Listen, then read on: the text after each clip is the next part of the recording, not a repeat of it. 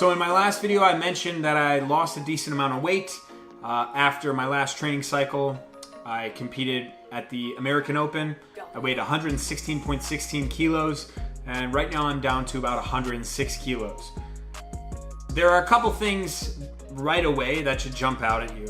One was when I was at 116 kilos, I didn't have the healthiest lifestyle. A lot of that was water weight. So as soon as I decided to turn things around a little bit, I started to lose a lot of weight really quickly.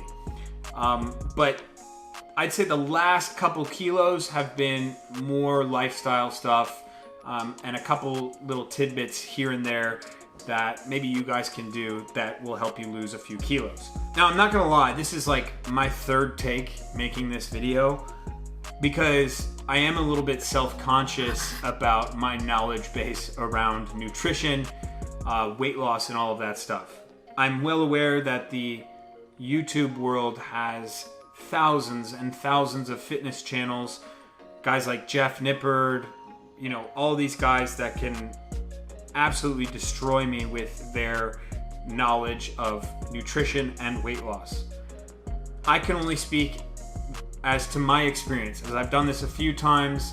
I've also worked with other weightlifters. This is specifically for weightlifting. If you're in a similar situation to me, maybe you can use these tactics. I need to get that disclaimer out of the way because a lot of this is what some would call bro science. Yeah, so this is anecdotal evidence, which on the tiers of scientific evidence, this is the lowest form. But anyways, let's talk about what I did. And I'm gonna say the main thing that I did, the main thesis behind all of this was that I didn't try to maintain peak weightlifting shape. Peak weightlifting shape is being able to snatch as much as you can and clean and jerk as much as you can. As soon as I was done with the American Open, I made the decision to go down to 109 kilos, a class that I actually have had some good success at. I think I could push that success a little bit further. I decided to go down in a weight class, but I also decided to take a little bit of a step back from traditional style weightlifting training. This feeds more into more of a phasic or periodized macro cycle, or more of a structure of training that varies throughout the year. So my focus was going to be more around GPP, if you will, and it was going to be more around focusing on losing weight and maintaining a good body composition. So it wasn't just losing weight to lose weight. I wanted to maintain a decent amount of muscle. I would have liked to have lost a bunch of fat. But this, I cannot stress, is the most important part of all of this. If you're new to weightlifting and you're not that great at the snatch, at the clean and jerk, and you haven't been doing it that long, it's hard to want all of these things at the same time. It's hard to say, I want to be a better weightlifter, I want to have better body composition, and I want to be stronger. I want to lift more weight at a deficit. Like, those are things that realistically aren't going to pan out for you. So what I've done, and what I've done in the past, and what I just did, and it's worked really well, is I've basically determined I don't care what I lift.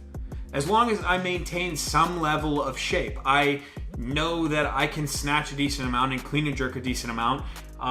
But yeah, this is a really tough video for me to make because I wasn't very strict. I just changed my lifestyle a little bit. I started to do more GPP style training, and before you guys judge me entirely, that training was CrossFit. Zero! So please don't unsubscribe. Please don't. CrossFit is not that bad if you don't move like shit.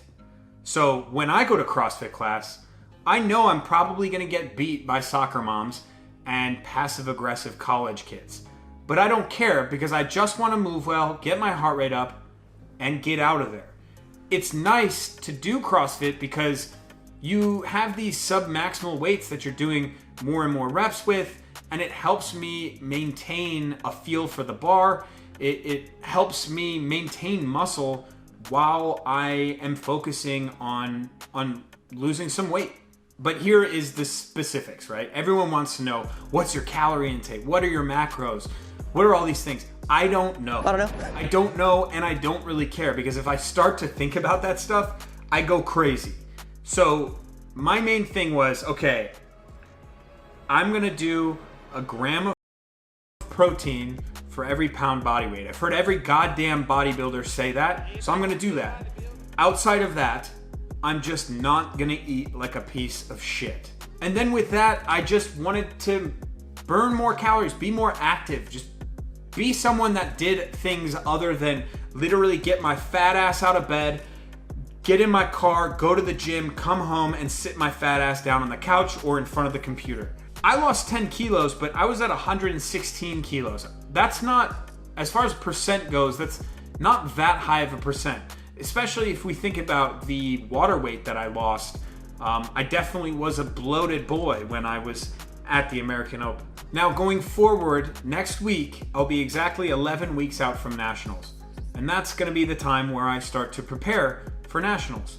I would expect that within 3 or 4 weeks of starting to prepare, I'll be closer to 109 kilos body weight. If I go up to 110 or 111, that's fine. I wanna maintain that while I'm able to build my strength and get back in shape. Notice how I'm structuring all of these body weight things around competition and a single point in time where I have to be at my best. That is something that I suggest for all of you to do, is go out and compete and try to see how this works. I'm going to make another video around long-term training and weight classes and gaining weight, which I feel like I have a lot better knowledge of. That's gonna be another video. I just wanna be very clear with this. The main thing here is not just weight loss for aesthetics. It's purely so that I can feel good about training going up to national championships. But thank you guys so much for watching, and I'll see you on the next one.